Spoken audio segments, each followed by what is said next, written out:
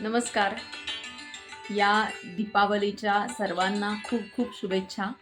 आपण या सत्रामध्ये अ, संस्कृत नाटकांचा थोडासा भाग बघणार आहोत. तर आपल्या सगळ्यांना माहिती आहे की कालिदास हा सर्वोत्कृष्ट नाटककार आहे आणि त्याची 3 नाटकं आहेत. एक मालविकाग्निमित्रम, दुसरं विक्रमोर्वशीय आणि तिसरं अभिज्ञान शाकुंतलम. आता त्यापैकी अभिज्ञान शाकुंतलम हे अतिशय गाजलेलं नाटक आहे. सर्वांना अतिशय आवडणारं असं नाटक आहे. मालविकाग्निमित्र आणि विक्रमोर्वशीय तुलनेने कमी प्रसिद्ध असलेली नाटकं आहेत. मालविकाग्निमित्रामध्ये अग्निमित्र राजा आणि मालविका यांची प्रेमकथा आहे ती. नंतर विक्रमोर्वशीयमध्ये अ, राजा पुरुरवा आणि उर्वशी यांची प्रेमकथा आहे. आणि अभिज्ञान शाकुंतल हे नाटक जे आहे ते राजा दुष्यंत आणि कण्व मुनींची मानसकन्या शकुंतला यांचं नाटक आहे, यांच्या प्रेमकथेचं नाटक आहे. अभिज्ञान शाकुंतलम या कालिदासाच्या श्रेष्ठ कलाकृतीबद्दल बोलताना आपल्याला या कलाकृतीमधलं अतिशय वैशिष्ट्य असं जाणवतं की कालिदासाचं निसर्गावर अतिशय प्रेम आहे.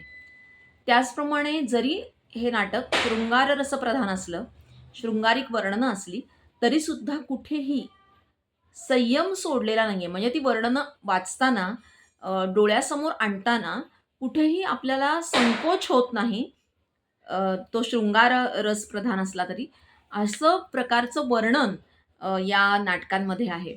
आणि आपल्याला असं लक्षात येईल की सर्व नाटकांमध्ये शिवस्तुतीने कालिदासाच्या नाटकांची सुरुवात होते. त्याचप्रमाणे अभिज्ञान शाकुंतल या नाटकाची सुद्धा सुरुवात शिवस्तुतीने होते. आणि मग नटी आणि सूत्रधार प्रवेश करतात आणि सूत्रधार असं सांगतो नटीला की आपण कालिदासाचं अतिशय श्रेष्ठ साहित्यकृती जे आहे, नाटक आहे, ते आता सादर करणार आहोत. तर आपल्या सगळ्या नट-नट्यांना असं सांग की पूर्ण तयारीने या. अर्धवट काहीतरी आपल्याला दाखवायचं नाहीये, सगळ्यांना संतुष्ट झाले पाहिजेत असं नाटक दाखवायचं आहे. आणि त्यावरती नटी त्याला आश्वस्त करते की काहीही झालं तरी तुम्ही निश्चिंत राहा, कारण आपले सगळे नट-नट्या जे आहेत ते अतिशय कसलेले कलाकार आहेत आणि त्यामुळे ते अतिशय सुंदर नाटक सादर करतील. तुम्ही निश्चिंत राहा.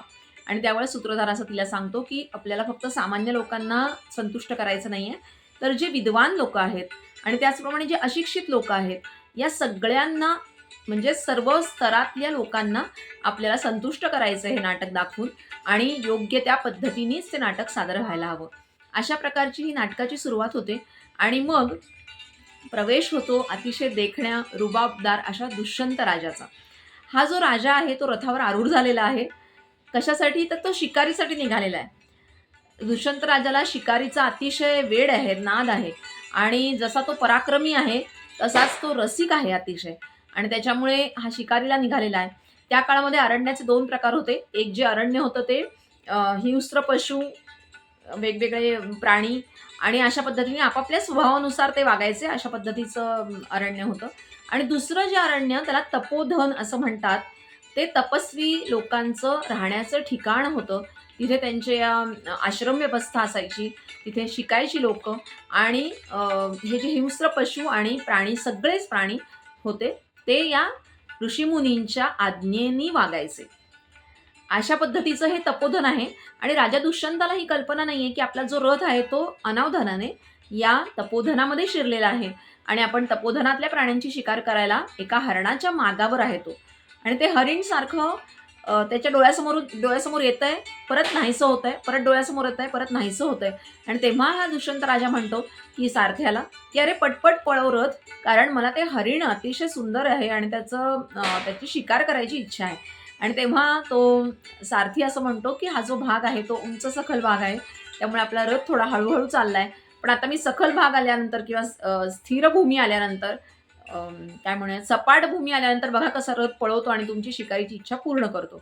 आणि अशा रीतीने तो सपाट भाग आलेला आहे. तो सारथी रथ पळवतोय आणि धनुष्य ताणलेले आहेत. अतिशय देखणा असा दुष्यंत राजा त्या रथावर आरूढ होऊन धनुष्यबाण ताणत त्या शिकारीच्या मागोमाग आहे, हरणाच्या मागोमाग आहे. आणि मग ज्या क्षणी तो बाण सोडणार, त्याच क्षणी त्याच्या कानावरती एका तपस्व्याचा आवाज येतो, "आश्रम मृगः अयं न हंतव्यः, न हंतव्यः." हे आश्रमातलं हरिण आहे, हे मारण्यायोग्य नाही. असा आवाज येतो आणि मग त्याला कळत नाही, की अरे हे काय कानावर आलं. तो थांबतो जरा क्षणभर, दचकतो म्हणलं तरी चालेल आणि तो सारथ्याला विचारतो, की "हे कोण बोलतंय? कोणाचा आवाज आहे हा?" आणि मग सारथी म्हणतो, की "हा एका तपस्व्याचा आवाज आहे. बहुतेक ते त्यांना तुम्हाला काहीतरी सांगायचंय. ते तुम्हाला थांबवतायत." आणि मग वैखानस ऋषी, कण्व मुनींच्या आश्रमातले वैखानस ऋषी असे त्यांच्या तपस्वी जनांबरोबर येतात तिथे. प्रवेश होतो त्यांचा आणि ते दुष्यंताला विनंती करतात, की ही तपोधनाची जागा आहे. तुम्ही अनावधानाने शिकारीसाठी तपोधनात शिरलेला आहात आणि हे सगळे जे प्राणी आहेत, ते तपोधनाच्या आश्रयाने इथे राहतात. तर तुम्ही त्यांना मारू नका, त्यांची शिकार करू नका आणि राजाचं जे कर्तव्य आहे ते सुद्धा सांगायला ते विसरत नाहीत. म्हणजे बघा, की मला फार ते वाचताना आश्चर्य वाटलं, की तो सम्राट राजा आहे दुष्यंत हा. त्यांनी यांचं ऐकून घ्यायचं काहीच कारण नव्हतं खरं म्हणजे. तो म्हणला असता, की "मी कोण आहे माहिती आहे का तुम्हाला?" पण तसं तो म्हणत नाही. तो त्यांचा आदर राखतो आणि तेव्हा त्या ऋषीमुनींना सुद्धा ही परवानगी आहे, की राजा जर चुकत असेल, तर त्याला योग्य प्रकारे त्याची कानउघडणी करणं किंवा त्याला सांगणं, त्याला उपदेश देणं याची परवानगी या तपस्वी जनांना आहे, हे इथे आपल्याला लक्षात येतं आणि ते तपस्वी जन त्याला सांगतात, की तुम्ही असा चुकीचा विचार करू नका. हे आश्रमातलं हरिण आहे आणि राजाचं शस्त्र हे परित्राणाय साधूनाम विनाशाय च दुष्कृताम हा विचार तिथे त्यांनी सांगितलेला आहे, की खलं म्हणजे दुष्ट पुरुषांना शिक्षा देण्यासाठी आणि निष्पाप लोकांचं संरक्षण करण्यासाठी राजाचं शस्त्र असतं. आर्तत्राणाय भवती असा त्यांनी उल्लेख केलेला आहे आणि अशा रीतीने त्यांनी सांगितलं, की "तू धनुष्यबाण आपला मागे घे." आणि त्यांच्या सांगण्यावरनं राजा दुष्यंत आपला बाण मागे घेतो, त्यांना नमस्कार करतो, त्यांची क्षमा मागतो आणि विचारतो, की हा कोणतं तपोधन आहे हे? कोणते ऋषी इथे राहतात? आणि तेव्हा वैखानस ऋषी सांगतात, की अनुमालिनी तीरावरती, अनुमालिनी नदीच्या तीरावरती असलेला हा कण्व ऋषींचा आश्रम आहे आणि हे राजा दुष्यंत, तू आमचा आदरातिथ्य स्वीकार, पाहुणचार स्वीकार. आम्ही आता समिधा वगैरे आणण्यासाठी निघालेलो आहोत. पण आश्रमामध्ये जा तू आणि तुझा योग्य तो पाहुणचार, तुझा योग्य तो आदर सत्कार आश्रमामध्ये केला जाईल. असा हा अशी ही नाटकाची सुरुवात होते आणि मग त्याच्यानंतर अधिकाधिक सुंदर असं हे नाटक होत जातं. त्यातल्या उपमा, त्यातल्या निसर्गाचं वर्णन, डिटेलिंग आपण जे म्हणतो ना, नाटकातलं जे डिटेलिंग आहे, इतकं अप्रतिम आहे. म्हणजे कालिदासाला हे कसं सुचलं असेल, की एखाद्या वेलीवरती किंवा एखाद्या रोपावरती, एखाद्या हरणावरती, एखाद्या भुंग्यावरती इतकं सुंदर लिखाण केलेलं आहे त्यांनी, की ते आपल्या डोळ्यासमोर येतं. आपल्यालाही त्याच्यावरचे जे मानवी भावभावना त्यांनी आरोपित केलेल्या आहेत, त्या खऱ्या वाटतात, मनापासून खऱ्या वाटतात, हृदयापर्यंत पोहोचतात. हे कालिदासाला कसं सुचलं असेल? असं आपल्याला सतत आश्चर्य वाटत राहतं प्रत्येक ठिकाणी, प्रत्येक त्याच्या उपमेवरती. तर ती आपण उपमा कशी त्यांनी दिलेली आहे आणि ते नाटक कसं पुढे सरकतं, ते आपण आता बघूया. दुष्यंत राजा रथातून खाली उतरतो. वैखानस ऋषी त्याला निमंत्रण देतात, की आपण आश्रमात यावं आणि हा अनुमालिनी नदीच्या काठावरील कण्व ऋषींचा आश्रम आहे. तर तुम्ही आमचा पाहुणचार स्वीकारावा. त्यावर अ, राजा दुष्यंत खाली उतरून त्यांना नमस्कार करतो आणि त्यांना विचारतो, "कण्व ऋषी आहेत का आश्रमामध्ये?" आणि तेव्हा वैखानसांनी असं सांगितलं, की कण्व ऋषी हे त्यांची जी कन्या आहे शकुंतला, तर तिच्या नशिबामध्ये जे अनिष्ट ग्रहयोग आहेत, त्यांचं निवारण करण्यासाठी, त्यांची शांती करण्यासाठी म्हणून तपश्चर्येला गेलेले आहेत. पण या पूर्ण आश्रमाची व्यवस्था पाहण्याची जबाबदारी त्यांनी आपली मुलगी शकुंतला हिच्यावरती सोपवलेली आहे. ती तुमचं योग्य ते आदरातिथ्य करेल. तर तुम्ही आश्रमाच्या दिशेने प्रस्थान करावं. राजा दुष्यंत त्यांना नमस्कार करतो. वैखानस ऋषी त्यांच्या ऋषीगणांबरोबर निघून जातात आणि राजा दुष्यंत सारथ्याला असं म्हणतो, की विनीतवेषेण प्रवेष्टव्यानी तपोवनानी नाम. म्हणजे तपोवन हे काही आपली सत्ता दाखवण्याचा किंवा आपला अहंकार, आपला स्वाभिमान दाखवण्याचं स्थान नाही आहे. तर तिथे विनीतवेषेण म्हणजे अतिशय नम्रपणे प्रवेश करायला हवा. तर ही माझी शस्त्र तू घे आणि ती रथात ठेव आणि माझ्या अंगावरचे जे दागदागिने आहेत, ते सुद्धा मी उतरवून ठेवतो. असं म्हणून किती नम्रपणा असावा एखाद्या सम्राटाच्या ठिकाणी, तर तो आपल्याला इथे राजा दुष्यंताच्या ठिकाणी दिसतोय आणि तो अलंकार सगळे काढून ठेवतो, शस्त्र काढून ठेवतो आणि निघतो आश्रमाच्या दिशेने. त्याला माहीत नाही असतो रस्ता. पण इथे मात्र कालिदासाचं कौशल्य दिसून येतं. इतकं डिटेलिंग केलेलं आहे त्यांनी. म्हणजे असं डिटेलिंग बघा काय वर्णन आहे ते आपण आधी ऐकूया, की राजा दुष्यंत म्हणतो सारथ्याला, की हा तपोवनाचा भाग आहे हे सहज कळतंय. त्याचं कारण ते जे झाडं आहेत त्याच्यामध्ये जी पोपटांची पिल्लं आहेत, त्यांच्या तोंडातून तांदळाचे कण थोडेसे रस्त्यावर सांडलेले दिसतायत मला. आणि त्याच्यानंतर वेगवेगळ्या दगडांवरती फळं फोडलेली दिसतायत आणि त्याचा रस, त्याचा चीक दिसतोय आजूबाजूला काही खडकांवरती. त्याच्यानंतर जी हरणं आहेत ती मुक्तपणे संचार करतात इकडे-तिकडे. त्यांना कशाची भीती वाटत नाहीये. अ, हे वल्कलं जी आहेत ती रोज धुतल्यामुळे ती वाळत टाकलेली आहेत आणि त्याच्यातून थेंब-थेंब पाणी जे गळतंय त्याच्यामुळे तो रस्ता ओला झालेला आहे. त्यानंतर नैसर्गिकरित्या जे झरे वाहत आहेत त्याच्यामुळे झाडांची मुळं धुतली गेलेली आहेत. त्याला कोणी कृत्रिमरित्या काहीही करत नाहीये. आणि अ, असं म्हणलेलं आहे की यज्ञातून जो धूर येतोय त्यांनी ही जी झाडांचे रंग आहेत थोडेसे, ते थोडे तांबूस झालेले दिसतायत. आता एवढं डिटेलिंग खरंच शक्य आहे का हो? आत्ताच्या जे काही चित्रपट तयार करणारे, कादंबऱ्या लिहिणारे जे काही आहेत, त्यांना इतकं डिटेलिंग करणं शक्य आहे खरंच? तुम्हाला काय वाटतं? कालिदासाची श्रेष्ठता इथे दिसते. त्यांनी ते प्रत्यक्ष अनुभवलं असेल, नसेल हा वेगळा भाग आहे. पण त्याची जी निरीक्षण शक्ती आहे, त्याची जी कल्पनाशक्ती आहे, ती इतकी प्रचंड सूक्ष्म आहे, की निसर्गाचं असं सुंदर वर्णन दिलेलं आहे. त्या मार्गाने तो राजा दुष्यंत पुढे जातो आणि त्याला हळू-हळू आश्रमातल्या लोकांच्या बोलण्याचे आवाज ऐकू येतात. आपल्याही कानावरती काही तरुण कुमारिकांचे, तरुण मुलींचे आवाज, मंजूळ असे आवाज आपल्या कानावर येतात आणि असं दिसतं, की 3 सुंदर ललना, सुंदर स्त्रिया ज्या तरुण आहेत आणि ज्यांनी वल्कलं नेसलेली आहेत, ज्यांचं नैसर्गिक सौंदर्य खुलून आलेलं आहे वेगवेगळ्या पानाफुलांच्या दागिन्यांनी, अशा 3 स्त्रिया तिथे येतात आणि एकमेकींना म्हणत असतात, "या, या लवकर आपल्याला सगळी कामं आटपायची आहेत. कण्वऋषींनी आपल्यावरती जबाबदारी दिलेली आहे. त्यांच्या मुलांसारख्या असणाऱ्या झाडांची जबाबदारी आपल्यावरती आणि या, या, या वाटेने या" वगैरे असं अशा त्या बोलत असतात एकमेकींशी. दुष्यंत राजा तिथे थबकतो आणि असा विचार करतो, की जरी आपण अलंकार घातलेले नसले, जरी आपण शस्त्र धारण केलेली नसली, तरी आपल्या अंगावरती राजवस्त्र आहेत आणि आपल्या जाण्यामुळे या तिघींच्या बोलण्यामध्ये व्यत्यय यायला नको, त्या घाबरायला नको, त्या दचकायला नकोत, असा विचार करतो तो आणि क्षणभर तिथेच थांबतो, की त्यांचं काय बोलणं चाललेलं आहे, कोण आहेत त्या स्त्रिया, या उत्सुकतेने तो थांबतो. त्या स्त्रिया तिघी असतात, त्यापैकी एक असते शकुंतला आणि दोघी असतात तिच्या मैत्रिणी प्रियंवदा आणि अनसूया. नावं किती सुंदर आहेत बघा. अनसूया म्हणजे तिच्या मनामध्ये असूया कधीही निर्माण झालेली नाही, अशी ही अनसूया. अतिशय निष्पाप, निर्व्याज, जिला टक्के-टोणपे कळत नाही, जिला मनात एक बाहेर एक असं वागता येत नाही, अशी ही अनसूया. आणि दुसरी आहे प्रियंवदा, जी गोड बोलते अगदी. अतिशय प्रिय वाटणारं, खरं पण प्रिय वाटणारं बोलते, अशी ही प्रियंवदा. ती या शकुंतलेला चिडवते, की कण्व ऋषींचं, कण्व मुनींचं म्हणजे 7 कण्वांचं तुझ्यापेक्षा सुद्धा या झाडांवर अधिक प्रेम दिसतंय बाई. त्याचं कारण काय?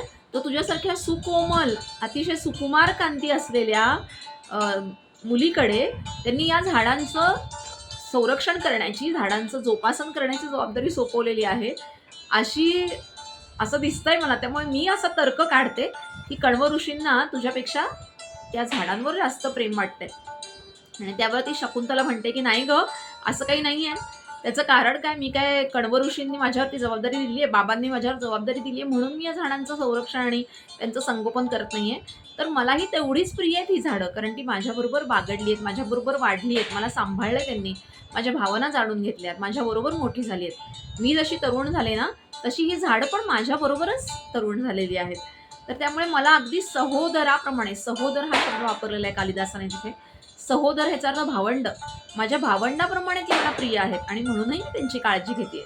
तर असं तू म्हणू नकोस, की फक्त बाबांनी माझ्यावर जबाबदारी सोपवली आहे आणि म्हणून मी त्यांची काळजी घेते. हा संवाद राजा ऐकतोय बरं का, दुष्यंत राजा. आणि मग त्या तिघींचं एकमेकींशी संभाषण सुरू होतं. वेगवेगळ्या झाडांची त्या शकुंतलेबरोबरची जे काही नातं आहे ना, तर ते त्या तिघींच्या बोलण्यातून व्यक्त होतं. आणि एका ठिकाणी ती अगदी निरखून बघत असते. आम्रवृक्ष असतो, तो सहकार वृक्ष म्हणजे आम्रवृक्ष असतो, आंब्याचं झाड असतं आणि त्याला कवटाळून एक वेल वाढत असते. आणि शकुंतलेच्या मनात असं येत असतं, की या दोघांचं लग्न लावून द्यावं आणि म्हणून ती अतिशय निरखून त्याच्याकडे बघत असते, पाणी घालता-घालता. आणि तेव्हा प्रियंवदा म्हणते, की "अगं बाई, तुला कळलं का?" हिला म्हणते अनसूयाला, "तुला माहिती का ही शकुंतला या दोघांकडे का निरखून बघतीये?" तर अनसूया आपली भाबडी असते. ती म्हणते, "नाही गं बाई, मला काय माहिती असणार आहे. का बरं बघत असेल ती अशी निरखून?" तर ती प्रियंवदा म्हणते, की "कण्वबाबांच्या मनात सुद्धा नाही का तिच्या लग्नाचा प्रस्ताव आहे." आता मात्र ती शकुंतला लाजते आणि म्हणते, "काय गं तुम्ही मला सारखं चिडवताय?" आणि या तिघींच्या संभाषणावरनं हे लक्षात येतं दुष्यंत राजाच्या, की शकुंतला ही जी काही पाणी घालतीये आणि ज्या ज्या दोघी तिघी जणी एकमेकींशी बोलताय, त्यापैकी एक शकुंतला आहे आणि ती अविवाहित आहे. त्याच्या मनामध्ये असा विचार येत असतानाच त्याला आश्चर्य वाटतं, की आपण एक क्षत्रिय आहोत, ही ऋषिकन्या आहे आणि हिच्याबद्दल आपल्या मनात का बरं ओढ निर्माण व्हावी? कारण आपला विवाह तर होणं शक्य नाहीये. आणि मग माझं मन असं कसं तिच्याकडे ओढ घेतंय? असं होणं तर शक्य नाही. स्वतःच्या चारित्र्याबद्दल, स्वतःच्या मनात येणाऱ्या विचारांबद्दल इतकी खात्री आहे त्याला, की अयोग्य ठिकाणी ते गुंतणारच नाही. अयोग्य गोष्टी मिळवण्याचा विचारच करणार नाही. आणि मग या शकुंतलेबद्दल, या कण्व ऋषींच्या कन्येबद्दल आकर्षण का वाटतंय मला? असा विचार त्याच्या मनामध्ये येतो आणि तेवढ्यात ती जी शकुंतला असते ती एका झाडाला पाणी घालताना अचानक ओरडायला, किंचाळायला सुरुवात करते, की "अगं तुम्हाला कळतंय का हा भुंगा मला किती त्रास देतोय? आणि तुम्ही का ह्याला हाकलत नाही आहात?" तो भुंगा जो असतो ना, तर तो फुलांना सोडतो आणि शकुंतलेच्या चेहऱ्याभोवती गुंजारव करायला लागतो. तिला छळायला लागतो तो आणि ती आपली बिचारी घाबरलेली असते. प्रियंवदेला हाक मारते, अनसूयाला हाक मारते. त्याही दोघी घाबरलेल्या असतात.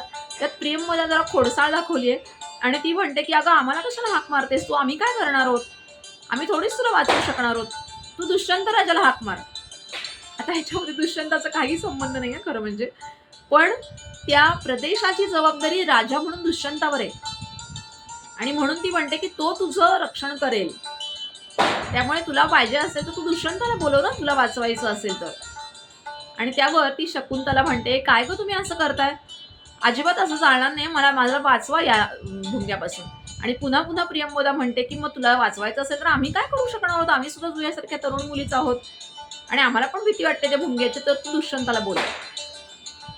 हा संवाद चालू असताना दुष्यंत म्हणतो मनातल्या मनात, की आता ही चांगली संधी आहे आपल्याला त्यांच्या पुढ्यात जाण्याची. आणि तो लगेच आत जातो त्यांच्या समोर आणि म्हणतो, "मी प्रत्यक्ष दुष्यंत राजा इथे असताना, दुष्यंत राजाचा प्रतिनिधी इथे असताना कोण बरं या ऋषिकन्यांना त्रास देत आहे?"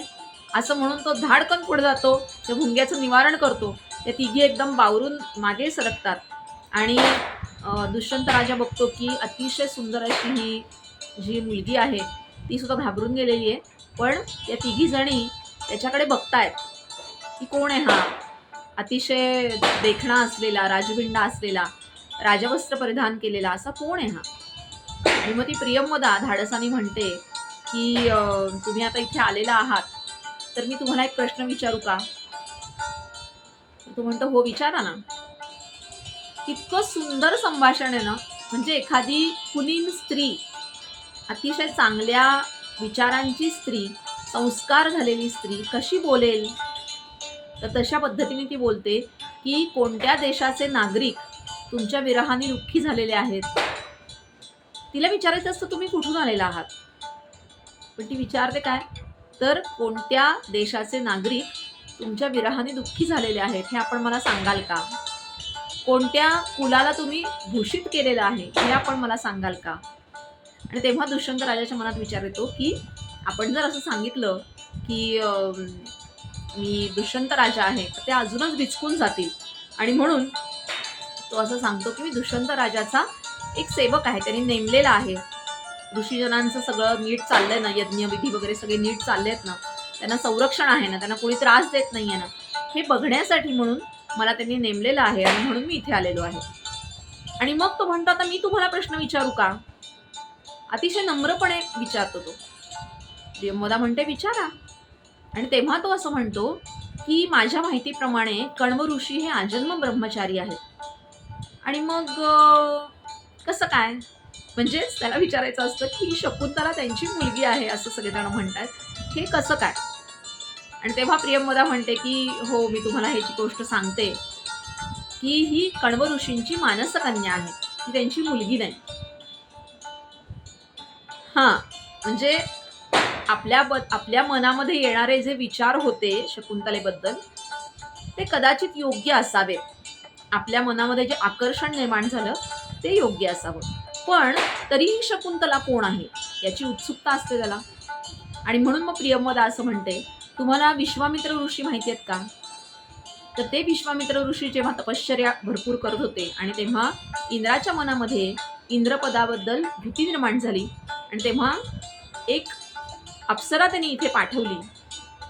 आणि जेव्हा वसंत ऋतू होता आणि त्या अप्सरेचं सौंदर्य अतिशय वाढलेलं होतं, तेव्हा असं म्हणते आणि ती थांबते. पुढे कोणतंही वर्णन करत नाही, कोणतंही स्पष्टीकरण देत नाही. ताबडतोब दुष्यंत राजा म्हणतो, "हां, कळलं." काय संयम आहे हा! किती वर्णन करता आलं असतं इथे, किती शब्द वापरता आले असते, किती वाक्य एकमेकांशी बोलता आली असती. पण कालिदासाने ते केलं नाही. मी सुरुवातीला म्हणलं ना, की अतिशय संयमित वर्णन आहे. कुठेही आपल्याला संकोच होत नाही ते. इतके संस्कार दिसतात त्याच्यामध्ये. कालिदासावरचेही दिसतात आणि कालिदासाने निर्माण केलेल्या, वर्णन केलेल्या पात्रांवरचेही संवाद दिसतात. आता मात्र दुष्यंत राजाला खात्री पटते, की विश्वामित्र ऋषी हे पूर्वजन्मीचे क्षत्रिय आहेत. तो राजा होता आणि मग त्याच्यानंतर त्यांनी ब्रह्मर्षी पदासाठी म्हणून तपश्चर्या करण्यासाठी ऋषीपद स्वीकारले. याचा अर्थ शकुंतला ही एका क्षत्रियाचीच मुलगी आहे आणि ती अविवाहित आहे हे आधीच आपल्याला लक्षात आलेलं आहे. आता निर्विघ्न झालेला आहे आपला मार्ग असं दुष्यंत राजाला कळतं आणि तो अतिशय शांतपणे त्या तिघींशी बोलायला सुरुवात करतो. दुष्यंत राजाला अजून एक प्रश्न पडलेला असतो. तो प्रियंवदाला तो विचारतो, की या आश्रमातल्या ज्या स्त्रिया आहेत, तर त्या खरोखरच आजन्म ब्रह्मचारी राहणार आहेत, तपश्चर्या करत राहणार आहेत, की दुसराही काही विचार आहे? म्हणजे विवाहाचा विचार आहे का?